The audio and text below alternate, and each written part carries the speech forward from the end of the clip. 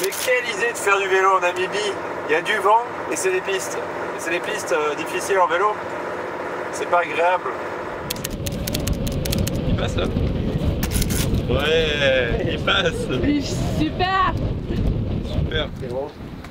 Je vais les attacher. Ils nous suivent en plus, putain ils nous suivent. Il va courir avec nous? Ouais. On a le rhinocéros qui court à côté. Il continue quoi. Ouais, je pense qu'il va nous chercher, oh là là. Et quant à moi, là je regarde la carte parce que on est au bout du rouleau. En fait, à partir d'ici, il y a une route bitumée et rejoindre la route principale. J'ai envie d'arriver en Afrique du Sud et de me reposer là. Bienvenue dans Voyage autour du monde, je m'appelle Bi. Et moi Justin, nous voyageons depuis plusieurs années afin de découvrir la beauté de notre monde. De retour en France, j'ai proposé à Bi de créer le camion d'expédition de nos rêves. Alors, rejoignez l'aventure du retraite. Ça y est, on est reparti sur la route en direction de l'Afrique du Sud. On va bien sûr s'arrêter à 2-3 endroits avant de rentrer dans le dernier pays de cette aventure. C'est fou de dire ça. Et je trouve que les paysages sont plus jolis dans cette partie de la Namibie. Il y a des reliefs montagneux de toutes les couleurs, et toujours de la piste. Comme ils disent ici, c'est le massage africain. Ravi, il adore. Comment tu fais pour dormir ici? Ça bouge beaucoup trop. Ouais, Je sais pas comment tu fais pour t'endormir. On vient de se faire 20 km pour essayer de chercher un endroit pour dormir ce soir. Et on trouve rien, tout est grillagé comme d'habitude. Bon, à mon avis, c'est là où dorment les touristes quand ils sont coincés. Il y a souvent des aires de repos comme ici. Bon, ici, elle est un peu vétuste parce que normalement, il y a une poubelle et des fois un barbecue. Toute cette nature avec 2 millions d'habitants, et ils ont eu l'idée de mettre des barbelés partout. Partout. Nouvelle casse? C'est quoi? C'est la fixation. Camerounaise? Ouais. Ah putain, puis c'est le fer plat qui a pété, non? Ça c'est la merde. Parce que sur la tôle ondulée ici, cette vibration, elle est pas bonne du tout. Et on a passé le soudure pas longtemps. Non mais là il n'y a plus rien. Il y a un village là-bas, j'ai l'impression. Est-ce qu'ils ont un poste à souder? Je ne sais pas. On ne peut pas mettre la colle. Ah, ce serait chouette, hein.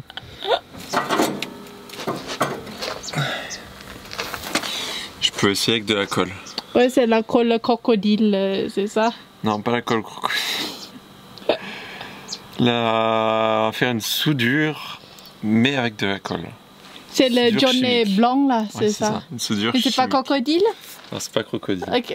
Le problème, c'est que la surface à coller, elle est toute petite parce qu'on n'arrivera pas à coller à la verticale. Il faut nettoyer avant. Voilà. Non, et puis en plus, on n'arrivera pas à coller dans l'autre sens, quoi. Là, on a de la chance, c'est qu'on n'a pas perdu ça. Si vous suivez attentivement nos vidéos, vous savez que nous sommes fidèles à cette colle bicomposant. C'est vraiment efficace si la surface le permet. Ça tiendra pour les prochains kilomètres, mais nous allons quand même chercher un soudeur pour une réparation définitive. En description, je vous ai mis les liens de nos 5 outils et produits indispensables que nous utilisons dans 80% des petites réparations. Ça, c'est le résultat d'un pays qui n'a pas de route. Elle est KO bip. Salut. Et quant à moi, là je regarde la carte parce que on est au bout du rouleau. En fait, toutes les routes oranges, ce sont les routes en cailloux. Et les routes avec des petits points, ce sont les routes 4x4 un peu plus difficiles avec du sable. Donc il y a plein de pistes en fait. C'est incroyable. Si vous aimez les pistes, la Namibie c'est génial. J'aime bien les petits pays, de me laisser le temps aussi de le visiter. Et le trop grand pays, je suis frustré, je me dis je pourrais jamais le visiter en entier. C'est peut-être ce qui arrive avec la Namibie. Je sais pas, ça fait au moins 2500 km qu'on est sur de la piste et j'en peux plus, le camion non plus, on est épuisé, on est carrément cassé. J'ai envie d'arriver en Afrique du Sud et de me reposer là. Ça va Bi? Ouais, c'est mieux. Aujourd'hui, beaucoup de vent. Ouais, beaucoup de vent comme quand on est à l'intérieur, là, on sent que la cellule s'est bouchée vraiment. Ouais, ça bouge beaucoup. Ouais. Il y a eu des rafales de dingue ce matin, j'ai même eu peur quand on s'est garé à côté d'un arbre. Je me dis, ah non, t'imagines, t'as une branche qui vient, qui te défonce les panneaux solaires ou tout le toit du Red Truck. Ça me rend trop nerveux cette situation quand on est à côté d'un arbre. T'es prête? Ouais. On va, le Red Truck aussi, il est chaud. La nuit porte conseil et nous avons pris la décision de changer notre itinéraire. Après plus de 2500 km sur les pistes namibiennes, nous renonçons à poursuivre sur celle-ci et nous allons retrouver le bitume dans les jours à venir. Et apparemment, nous ne sommes pas les seuls à capituler. Ils sont du mal, hein? Ouais. Mais quelle idée de faire du vélo en Namibie! Il y a du vent et c'est des pistes. J'ai connu plein de cyclistes qui ont traversé l'Afrique, ils m'ont dit tous les pays sauf la Namibie. Oh les pauvres, regardez-moi avec le vent comme ça. Comment ils sont chargés? Ils sont longs. Je sais pas. Hi. Hello. How are you? It's like that, man. Where you go? We're going like that road over there, but far away, but the road is very bad. Yes. Attends, de français. Oui. J'ai vu la blague. Tu es français aussi? Non, ma femme elle est française, moi je viens d'Uruguay, mais je parle français quoi. Tu parles super bien. Ah, ok. Il y a trop de sable, trop comme ça. Oui, qui vient dans le rayon, tout ça. On peut pas aller. Bah oui, j'imagine. Mais vous venez d'où comme ça? De France. De France en vélo? Ouais. Avec autant de vent et de sable, nous n'allons pas laisser ces courageux cyclistes terminer la piste à pied. De toute façon, nous allons dans la même direction, vers l'Afrique du Sud. Il passe là? Ouais, il passe. Super. Super. Je vais les attacher. Il a quoi? Bah mon pneu avant il commence à avoir des coupures comme ça. Moi, ah ouais, ouais. C'est le sable qui est... Et les cailloux là, de là-bas, ouais, ça coupe. Moi j'avais peur de tomber sur un qui coupe carrément le pneu. Mon vélo quand même il y a un Thunderbolt à l'arrière. Le vent est si fort que l'on ne peut pas rester plus longtemps dehors. Nous ferons connaissance sur la route, mais rassurez-vous, je n'ai pas abandonné Bille au milieu de la piste. Encore une fois que je suis dans le salon pendant Justin il conduit. Voilà, ils sont de vélo, ils ont traversé de la France avec le vélo. La piste est très très mauvaise et c'est trop dur pour des gens qui traversaient avec le vélo, donc on a aidé. Mais ça va. Ici, il fait pas très très chaud comme en Mauritanie. La piste, ça bouge. Alors j'ai deux étrangers qui ont remplacé Bille dans le Red Truck. Qui êtes-vous? On est des cyclistes. Mon prénom c'est Catel. Moi je suis bretonne. Et Moi je suis Andrés, je suis uruguayenne et voilà, on voyage à vélo depuis déjà 10 mois. ouais, on est parti en septembre de l'année dernière. En fait c'est notre lune de miel. Ah mais nous aussi. On s'est mariés le 3 septembre et on est parti le 15. Donc tu vois. Ouais, bah félicitations à vous aussi du coup. Incroyable. Et pourquoi le vélo? En fait on a déjà fait un premier voyage à vélo en 2019. On est parti vers l'est, on a fait toute la route de la soie et on a fini en Inde. Et en Inde on voulait continuer, on voulait aller jusqu'au Vietnam au moins. Okay. Et en fait il y a eu le Covid. Et on s'est fait rapatrier d'Inde. Ah la vache. Et en fait on a gardé une petite envie de voyage. On s'est dit mais notre voyage, on n'était pas prêt à rentrer en fait. Un petit aussi, le voyage à vélo, il y a beaucoup de choses qui nous correspondent beaucoup. Et on aime bien l'aventure, l'effort physique, voilà, les sports et aussi les rencontres avec des gens à vélo, c'est toujours spécial. Et voilà, c'est pour cette façon de voyager, ça nous correspond beaucoup. Et du coup, ouais, c'est très lent et... T'as le temps de voir des rhinocéros. Ouais. Ah voilà, t'as le temps de voir beaucoup de choses. Et en parlant du loup, ou plutôt du rhinocéros, nous en avons croisé un qui poursuivait le Red Truck. Andrés et Catel sont bien contents d'être dans la cabine et non en train de pédaler à côté de cette belle créature. Et qu'est-ce qu'il fait là? C'est sûr que s'il veut, il défonce la petite clôture. En tout cas, nous nous sentons plus en sécurité dans le Red Truck en nous partageant nos aventures culinaires. Vous avez jamais su ce que c'était? Et ouais, si, parce qu'on a demandé et tout le monde nous a dit c'est le rush, pas compris. Et du coup, on s'est dit merde, qu'est-ce que c'est quoi? Tout le monde nous dit mais vous allez voir, c'est trop bon, goûter, tout ça, tout le monde dans le restaurant. Il y a le cuisinier qui débarque et il tenait par la queue un énorme rongeur, mais comme ça là. Et on s'est regardé comme ça. Ouais, un espèce de ragondin. Ok. Mais Ils nous suivent en sauce, plus, quoi. putain, ils nous suivent. Il va courir avec nous. Ouais, On a le rhinocéros qui court à côté. C'est chouette. incroyable. Je pense qu'ils viennent nous chercher, oh là là. C'est vrai, il devait l'air contre les autos et les voitures. Il n'y a peut-être pas le rouge. Ah. Les Kaitoucha, les animaux, c'était un peu méfiant. Avec le Ah ouais. rouge. Ah ouais? Ouais, c'est peut-être comme les taureaux. Hein. Après, c'est censé être agressif, les rhinocéros. Enfin, moi, j'ai lu que Ah oui c'était des animaux agressifs, ouais. On n'a pas encore vu d'hippopotame. Non plus. Mais en vélo, je pense qu'il faut éviter. Ouais, Ah bah, il faut non, éviter tous les animaux. Moi, franchement, Enfin, même un je préfère, rhinocéros comme ça, je serais pas à l'aise à côté de du grillage.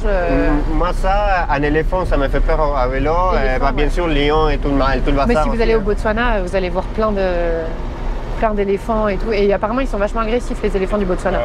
C'est pas les éléphants d'Etosha. Et les éléphants en Thaïlande, parfois, sont un peu chauds. Ok. Mais du coup, ils retournent les voitures. Oh, Et moi, j'ai toujours mais c'est peur ça, de les vidéos qu'on voit. Les Thaïlandais, ils sont comme ça. Oh non. Mais moi, Etosha, dans la polo, Il y j'étais a un comme ça. springbok là-bas. La première fois qu'on a vu un éléphant, enfin d'ailleurs, on a vu, c'était toute une troupe d'éléphants. Et moi, je me suis dit, genre, on s'approche pas. C'est moi qui conduisais. Et André s'était là, mais rapproche-toi un peu, on voit pas. Moi, j'étais là, genre, non, j'y vais pas. Oui, Catel J'ai était trop toute. peur. Et moi, j'avais peur j'étais, mais qu'il me charge. vas-y, écoute, tu vois, j'allais juste à côté. Bon, il y en avait une quinzaine d'éléphants quand même. Et après, on a demandé à un garde du parc. Et ils nous ont dit, mais pourquoi ils attaqueraient une voiture Du coup, je me suis sentie tout con. Mais genre, bah, je sais pas. Moi, j'ai vu plein de vidéos. Hein. Et pourquoi l'Afrique? Bah, du coup, quand on est arrivé en Inde, on avait déjà rencontré pas mal de voyageurs à vélo. Enfin, il y en a surtout un qui nous a beaucoup raconté son tour d'Afrique à vélo. Et je pense que ça a laissé une petite graine dans notre esprit. Il y a quoi. ça, On il y a s'est aussi, dit, quand on s'est dit de faire un autre voyage à vélo, il y avait l'option de faire l'Amérique latine. Enfin, tous les deux, on parle espagnol, on s'est dit, voilà, ça c'est un voyage, mais en même temps, on s'est dit, ça c'est un voyage facile. Entre guillemets, hein, parce l'Afrique, que, c'est jamais on facile. se sentait qu'on était encore jeune et avec la force pour le faire. Et je pense que c'était plus le moment pour le faire maintenant. Et puis on s'est dit qu'il y avait vraiment une inconnue en fait. L'Afrique, aucun de nous deux y était jamais allé. Enfin, André s'était allé au Maroc, mais pas plus loin que ça. Et notamment l'Afrique subsaharienne, on s'est dit, mis à part tout ce qu'on entend de guerre, de maladies, de famine, on n'entend rien. Et donc on avait envie d'aller voir ça par nous-mêmes, quoi. C'était incroyable. Je pense que voilà, c'était très difficile par moments, surtout c'est qu'on disait à certains moments en Guinée, on était fatigué, il faisait trop chaud pour pédaler, et il y avait beaucoup d'écoles. Ça monte et ça descend tout le temps, les dénivelés sont infernaux. Et du coup, au bout d'un moment, on était un peu crevé de ça. Et les contacts avec les gens, même si c'était incroyable, des fois, il était un peu fatigant aussi parce que c'était trop intense, quoi. Oui. Et on ne trouvait pas les bons endroits pour se reposer. Et quand on est fatigué après une grosse journée de vélo, de se retrouver avec tout un village autour de soi, c'est à la fois une expérience extraordinaire et en même temps, c'est éreintant. Donc je pense qu'à la longue, au début, à partir du Sénégal, vraiment toute l'Afrique de l'Ouest, donc à partir du Sénégal, Guinée-Bissau et Guinée, on a vraiment profité à fond. Et en fait, en Guinée, on s'est épuisé sur les routes. Et à partir de là, on a commencé à perdre la motivation un peu. Oui. Et le problème, c'est ça, il faut garder la motivation parce que de toute façon, c'est un voyage difficile. Si tu n'es pas motivé, tu tombes, quoi. T'es encore au début, là. Il reste encore beaucoup en plus. C'est tellement fort les rencontres que tu fais et on est tellement différents aussi. Enfin, la manière dont on vit, nous, en Europe, par rapport à la manière dont eux, ils vivent ici, en Afrique de l'Ouest. C'est tellement différent que c'était dur, mentalement parlant, aussi de toujours s'adapter, d'essayer de comprendre comment ils fonctionnent. Mais c'est des questions comme la polygamie, la religion. Enfants, les chefs de village avec 30 enfants, on a vu. Hein. Mais c'est incroyable. Et moi, je pense que c'est le type de choses que moi, j'ai jamais oublié dans toute notre vie, ce voyage, surtout en Afrique de l'Ouest. Après, tu vois, genre. Et ça est devenu un peu plus facile en Angola, en Namibie, ça est devenu déjà beaucoup plus touristique. Mais parce que aussi la densité de population, je pense, est moins importante et comme du coup tu fais moins de rencontres, les rencontres que tu fais, tu as plus d'énergie pour... Enfin moi c'est comme ça que je l'interprète aussi. Il y a de ça, c'est sûr. Mais c'était extraordinaire, Mais en tout cas, on ne va jamais oublier en Guinée avoir les enfants qui courent en chantant, en riant et avec la joie, avec tout l'amour. Tu vas bouner. Et tout le monde dansait comme ça sur le bord de la route, tous les enfants là. Et que tu t'arrêtes, ils te regardent, ils sont sidérés de te voir. Ce regard-là, on ne va jamais l'oublier, quoi. C'est sûr. Ça c'est des vrais échanges. Mais vraiment, en Guinée, c'était des chansons, quoi. C'était incroyable. La Guinée, c'est incroyable. C'est un pays qui est extraordinaire. Le voyage pour nous le plus marquant, mais c'est incroyable. C'est la Guinée, ouais. La Guinée, nous, ça a été le pays qui nous a le plus marqué, sans hésiter. Au niveau des rencontres des gens, on a partagé des choses extraordinaires, quoi. Enfin, moi, je me souviens de ces petits postes là, chargeurs de téléphone, incroyable. Oui. Que des chargeurs comme ça là. Que pensez-vous de la Namibie? La Namibie, c'est particulier. Hein. On n'a plus l'impression d'être en Afrique, voilà. Honnêtement. Ouais, c'est ça. De l'Afrique qu'on a connue jusqu'ici. C'est ça aussi. C'est l'Afrique, elle est multiple. C'est un continent qui est immense. C'est pas la même chose qu'on a vécu avant, quoi. C'est sûr. Surtout niveau contact avec les gens. Enfin, déjà ici, c'est très peu peuplé. Du coup, on passe beaucoup de temps seul au milieu de nulle part. Et quand on voit, c'est des touristes blancs qui passent dans leur 4x4 à 1000 à l'heure. Si on a de la chance, ils nous font un petit pouce comme ça, mais c'est tout. Hein. Donc bon, voilà, super. La poussière. Ça va, c'est pas trop dur ce genre de route? Si on est avec toi, c'est qu'il y a une raison.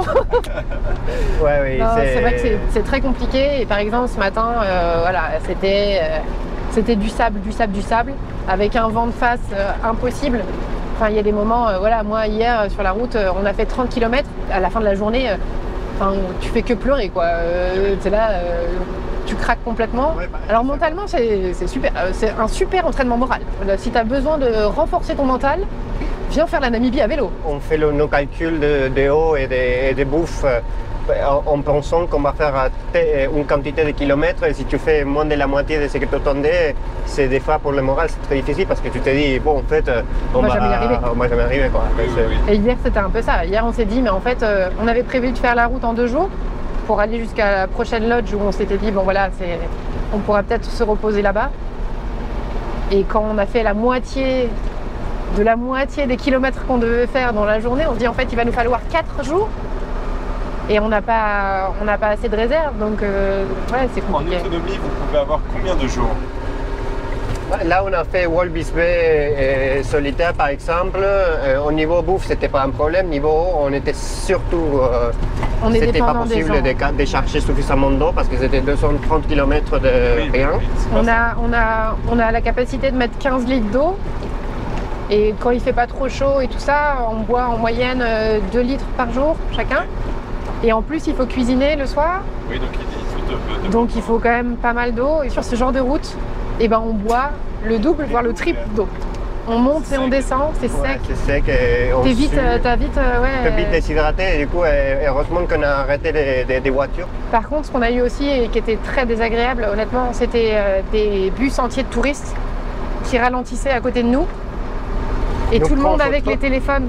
Non. En train de nous filmer. Tous en train de nous prendre c'est marqué Safari sur le bus. Ah bah oui, et on c'était des animaux. Hein. Regardez, des animaux Regardez des animaux à vélo, quoi. Sans bonjour, sans rien, quoi. Enfin, ça c'est pas top, quoi. Ouais. On a eu énormément ça dans la route. Bah, surtout après toutes les belles rencontres et tous les contacts humains qu'on a eu en Afrique de l'Ouest. Se retrouver un peu comme ça, à faire partie d'un tourisme de masse. Bon. Ici, il y a 3 destinations que vous recommanderiez à des touristes. Ça serait lesquelles? À des touristes? À des touristes ou des voyageurs? Des cyclistes, À des cyclistes. Bon, le Maroc, bien sûr, c'est déjà un pays que je pense que tu as avec quoi t'amuser pendant très longtemps. Les paysages sont magnifiques, les contacts avec les gens vraiment extraordinaires. Après, l'Angola, c'est sûr. L'Angola, c'était extraordinaire. Et pour les plus aventureux qui aiment bien les pistes compliquées et qui ont envie de voir une Afrique encore authentique, je dirais la Guinée. Ouais, la Guinée, ouais. Avec des bonnes cuisses. Ouais, avec des bonnes cuisses. Ouais. Ça doit les intriguer le vélo en mode, mais... Ouais, mais tu sais qu'il y en a beaucoup qui sont persuadés que c'est pas possible, que eux, physiquement parlant, ils y arriveront pas. Moi, je me fais un point d'honneur à faire essayer mon vélo le maximum possible, c'est-à-dire que dès que ça intrigue un petit peu, ouais. Oh, la vache. Dès que ça intrigue un petit peu, tu veux essayer? T'es vache. Alors t'as la moitié qui dit non. Non mais il y a la moitié qui dit non quand même, parce qu'ils osent pas. Et tu vois par exemple en Angola, il y en a un qui s'est lancé, qui était là genre ouais vas-y, moi je vais. Et il est complètement tombé, mais il y avait une femme qui a dit attends, moi j'ai déjà eu un vélo, et elle a pédalé, elle a bien pédalé quoi. Au Sénégal, il y avait plein de vélos par exemple. Ouais, vraiment, mais parce que c'est plat aussi comme pays. En tout cas, bravo à vous deux, parce que c'est... Moi, dès que je vois un cycliste, je me dis, oh la vache, quoi. Ah putain. C'est vraiment un mode de transport que j'aimerais essayer. Mais comme beaucoup, j'ai cette peur de l'échec sur vélo ou de l'effort physique, je crois. Et j'y connais rien en vélo. Ouais. Moi, je ne connaissais rien. Et maintenant, je pense que je peux vous... Tous les deux, Andrés, il pense ouvrir un atelier quand on revient. Ouais, moi j'aime beaucoup les vélos et j'aime beaucoup aussi mettre la main dans la mécanique. Mais on a tout appris sur la route. C'est-à-dire qu'à chaque fois qu'on a eu un problème, on est allé voir des gens, on a demandé des solutions, on s'est retrouvé dans des... Et c'est nos meilleures expériences aussi. Tu vois, le premier voyage, on était parti avec des vélos, mais vraiment pas du tout équipés comme il fallait. On a tout cassé. Et en cassant tout, on a eu des expériences de ouf dans les... Mais du coup, on a appris aussi beaucoup et maintenant on a fabriqué nos vélos nous-mêmes. Malgré des modes de transport différents, notre histoire est assez similaire. Nous avons tous découvert nos engins grâce aux pannes et les plus belles rencontres se sont faites grâce à l'originalité de nos montures. Nous avons aussi un autre point commun, nous vivons avec une personne de nationalité différente, ce qui intrigue souvent nos hôtes et complique l'obtention des visas. Moi j'ai la nationalité italienne, du coup on a quasiment la même chose.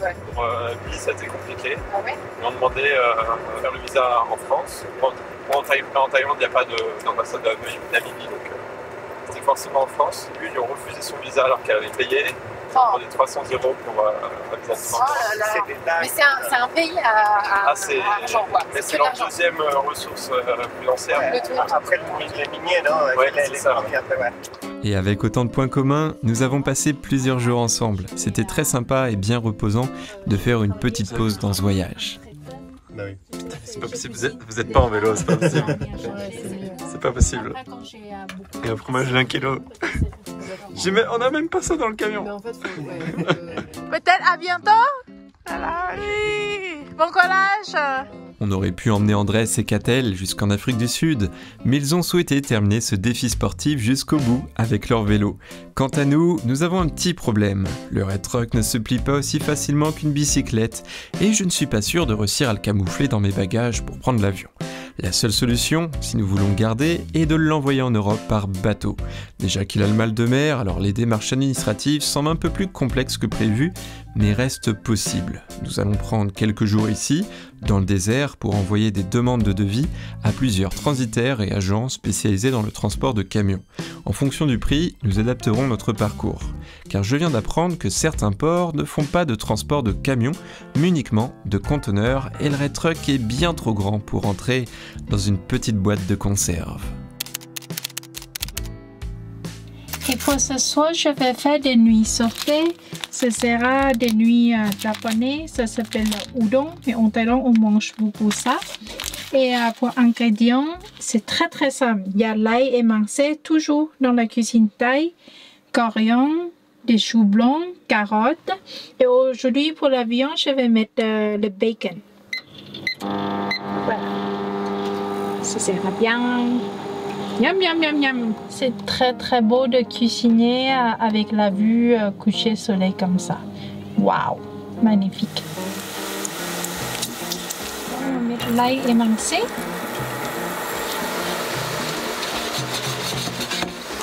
Et quand la couleur c'est un peu doré, on va mettre les légumes. Je vais mettre un peu de sauce soda et un petit peu de sucre.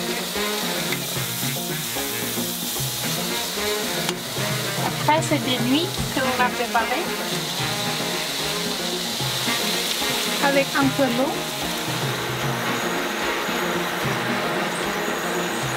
Et après, sauce soja caramélisée, comme peut-être 2 cuillères à soupe et des poivres. Et après, la viande qu'on veut ajouter. Donc, nous, c'est bacon.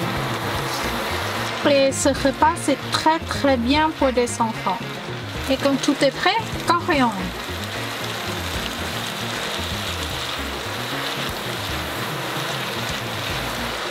Et maintenant, c'est fini. Prêt à servir. Prêt à servir. Voilà. Merci, chef Bille. J'aime bien ce mélange de bacon et de pâtes. De nouilles, excuse-moi. Voilà, des nouilles, des pâtes. C'est presque pareil. presque pareil, mais ce n'est pas pareil. Très bon. J'ai vraiment l'impression d'être en Scandinavie. C'est trop drôle. Là, je meurs de froid, mais vu que j'ai l'ordinateur à côté de moi, j'ai pas mis le ventilo qu'on utilisait au Maroc. J'ai un ventilo ici que j'avais acheté au Maroc. Je l'ai pas mis exprès, parce qu'il fait tellement froid que je peux travailler sans. Donc d'un côté c'est agréable, en plus il surchauffe mon ordi, donc c'est parfait. Mais par contre, qu'est-ce qu'il fait froid! Est-ce que c'est une blague? Nous avons que 20% d'humidité, alors qu'il y a quelques mois on était à 90 voire 100% d'humidité. Et en fait on essaye aussi de s'acclimater un peu à ce temps froid, parce que notre corps il est plus habitué. Là on a quand même descendu, on va dire, assez rapidement vers le sud de la Namibie, et on va être au taquet pour l'Afrique du Sud. Il va faire encore plus froid. Mais ce qui est très perturbant, et j'ai jamais connu ça dans ma vie, là ce soir on va être à -2 dehors, et par contre la journée on est à 28, 35, donc c'est un delta de température qui est vraiment énorme. J'ai jamais connu ça. Qu'il fasse froid, d'accord, mais qu'il fasse chaud en même temps la journée et aussi chaud, c'est assez fou. Et vu que c'est très très venteux, eh bien le ressenti là dehors, c'est pas -2, je dirais qu'on est plutôt sur du -10, parce que vraiment ça caille quoi. Sur la route pour l'Afrique du Sud, il y a l'un des canyons les plus spectaculaires au monde. C'est l'occasion pour nous de faire un léger détour afin de visiter cette merveille naturelle. Notre morale remonte aussi en flèche car nous avons rencontré un soudeur super sympa qui a réparé la fixation de notre jupe latérale. Nous pouvons enfin rouler un peu plus vite sur les pistes, ce qui nous permet de rejoindre le Fish River Canyon. Ça souffle encore. Aujourd'hui, je trouve que c'est un peu nuageux et poussière, je sais pas. Tu vois là-bas, c'est pas très clair. Guy a raison, les couleurs ne sont pas très prononcées à cause d'une légère brume due au vent et au sable. Cependant, ce canyon reste très impressionnant avec ses 160 km de long, parfois 27 km de large et 550 mètres de profondeur. En termes de taille, le Fish River Canyon occuperait la 3e position après le Grand Canyon aux États-Unis. Tous les jours, il y a vraiment énormément de vent. Il n'y a pas une seule journée où il n'y avait pas de vent, où on a réussi à s'abriter. C'est vraiment la mauvaise période là actuellement niveau vent, mais on me l'avait dit, mais putain, c'est pas simple hein.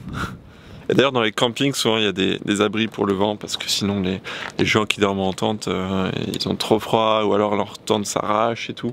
Déjà en Angola à la fin c'était vachement venteux et ça commençait à être compliqué. C'est beau hein. Oui, c'est beau. C'est dommage, comme je dis, il y a poussière là.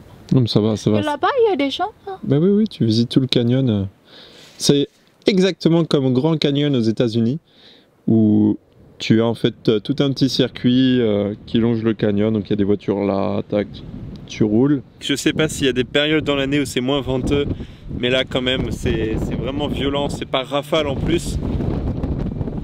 On parle du loup, et je me suis mis à l'abri hein. La Namibie est connue pour ses vents constants, en raison de plusieurs facteurs géographiques et météorologiques. Comme vous pouvez le voir à travers nos images, nous évoluons dans un désert. En journée, il fait chaud et la nuit, il fait froid. Ces variations brutales créent des courants de convection qui provoquent des vents forts. À cela s'ajoute le courant froid de Bengala qui crée des conditions de haute pression atmosphérique au-dessus de l'océan, entrant en conflit avec les basses pressions au-dessus des terres chaudes. Ce contraste crée donc du vent. Quant à la topographie qui évolue sans cesse, le canyon canalise et accélère les vents, créant un effet de tunnel. C'est très beau, vraiment, c'est plus tranquille qu'aux États-Unis, dans les canyons les plus grands que j'ai fait. Ah, c'est magnifique. Et bon, c'est dommage, on ne peut pas voler en drone. Ici, c'est interdit vu qu'on est dans un parc national, mais vu de hauteur, ça doit être époustouflant. Malgré le vent fort, nous ne regrettons pas d'être venus voir ce canyon. Nous allons d'ailleurs suivre son cours d'eau, la rivière Fish, jusqu'à la frontière sud-africaine. Avec ça, nous ne risquons pas de perdre notre cap. C'est mystérieux. Ça monte, ça descend, et j'arrive pas trop à savoir où on est là. Après cette belle journée remplie de surprises, nous avons reçu un mail important. l'un des agents les plus réputés dans le transit maritime, nous a apporté des informations. À ce jour, l'Afrique du Sud est moins compétitive que ses voisins, car la plupart des sociétés de transport préfèrent travailler avec des constructeurs automobiles. Les véhicules sont vides et transportés en plusieurs lots. Dans le cas du Red Truck, c'est beaucoup plus contraignant. Nous souhaitons réserver une seule place, mais son volume n'est pas standard, il occupe presque 2 unités, et c'est un camping-car, donc une source de problème entre les cambriolages et les équipements électriques qui peuvent prendre feu durant la navigation. Vous rajoutez à cela la difficulté de le démarrer, la conduite à gauche et l'âge du véhicule. Bref, ce n'est pas une marchandise intéressante pour de nombreuses compagnies. Quoi qu'il en soit, nous allons trouver une solution. Notre fidèle compagnon ne passera pas seul l'hiver en Afrique australe et nous concernant, nous serons bien présents le 10 août au cinéma de Pont-l'Évêque en Normandie pour vous accueillir et vous dévoiler le dernier épisode de cette série Cape ou pas Cap. N'oubliez pas de vous inscrire, le lien est en description de cette vidéo et il y aura quelques surprises. Aujourd'hui, j'ai essayé de faire du poulet mijoté dans la sauce Coca-Cola. Non, c'est poulet mijoté à Coca. Coca. Sprite. Franchement, j'étais un peu sceptique. On va voir ce que ça va donner. Hop. Donc, c'est-à-dire qu'ils sont marinés dans le coca ou... Non, c'est mijoté. Ça n'a pas de goût de coca. Et tu prends la sauce? Pas dans un... Ça fait c'est plutôt la sauce. caramélisé.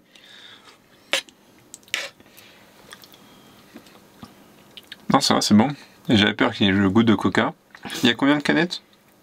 Une petite bouteille. Une bouteille? Mais Okay. le plus petit. Non, c'est bon. Ça fait un peu une sorte de sauce soja finalement. Okay. J'ai récupéré dans ma bibliothèque le dernier livre de cette aventure. On a fini la Namibie et là ça va être l'Afrique du Sud. Donc j'ai commencé à l'attaquer ce soir. Good news. Je commence à mieux aimer la Namibie.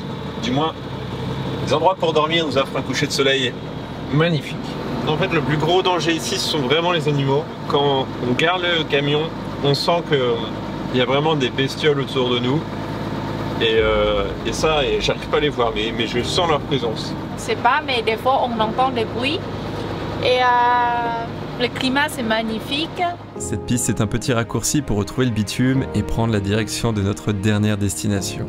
On écourte certes notre voyage en Namibie, mais nous le terminons avec de bons souvenirs et de beaux paysages en tête. C'est le concurrent de la Mauritanie. Mais en mode midi. Il y a quelqu'un. Attends, c'est quoi comme type de train ça? Il y a du mal, hein. Petite locomotive comme ça avec peu de wagons, c'est un petit concurrent de la Mauritanie, hein. Depuis qu'on est dans le sud de la Namibie, c'est beaucoup plus tranquille. Tout ce qui est axé business, tourisme, je trouve ça tellement trop exagéré que du coup ça en perd le charme. Plus les kilomètres défilent, plus nous sentons une certaine excitation montée à l'approche de notre objectif ultime. Mais contrairement aux précédentes aventures, aucun membre de notre famille sera présent pour nous accueillir après cette longue traversée. Ça va mieux, après on est sorti. J'aime pas bien quand tu me filmes quand je dors, après les gens ils vont dire Justin, t'es devant sur le volant, concentration. Préviens-moi. Ça c'est le mode principal et c'est la première fois que l'on voit des camions. Donc il y a bien des camions en Namibie, ils ont des beaux camions, ils ont des Scania, Volvo, équipés un peu comme aux États-Unis, avec des pare-buffles, des grilles, aussi comme en Australie. Mais les mecs par contre, eux, ils incarnent le stéréotype du routier. Pas des routiers aussi élégants que Florian Truck, aussi bien coiffé que Florian Truck, aussi sportif que lui. Ça fait trop bizarre quand tu commences à voir le panneau de l'Afrique du Sud. On commence à dire on peut réussir ce challenge quand même.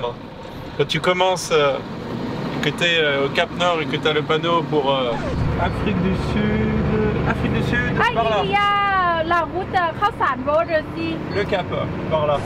Et là maintenant l'Afrique du Sud, c'est carrément fou. On est bientôt arrivé. Avec un Red Truck, toi. C'est fou de se dire que ça y est, on va réussir Je veux un maximum de likes sur cette vidéo parce que quand même, là cette traversée elle était pas simple du nord au sud, mais c'était quand même une putain d'expérience. Mais c'est pas fini, hein. Il reste encore, je crois, peut-être 900 000 km jusqu'au Cap des Aiguilles. C'est bientôt fini, mais ça me fait comme c'est à la fin, mais ça va. Quand c'est à la fin de quelque chose, il y a toujours des nouvelles choses à commander.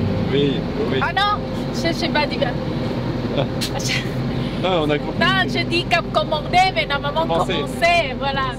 Alors si vous souhaitez découvrir nos prochaines aventures en Afrique du Sud, on se donne rendez-vous jeudi prochain, car la découverte du monde n'attend pas, et commandez dès maintenant votre ticket pour notre rendez-vous à Pont-l'Évêque le 10 août. Le lien est en description de cette vidéo.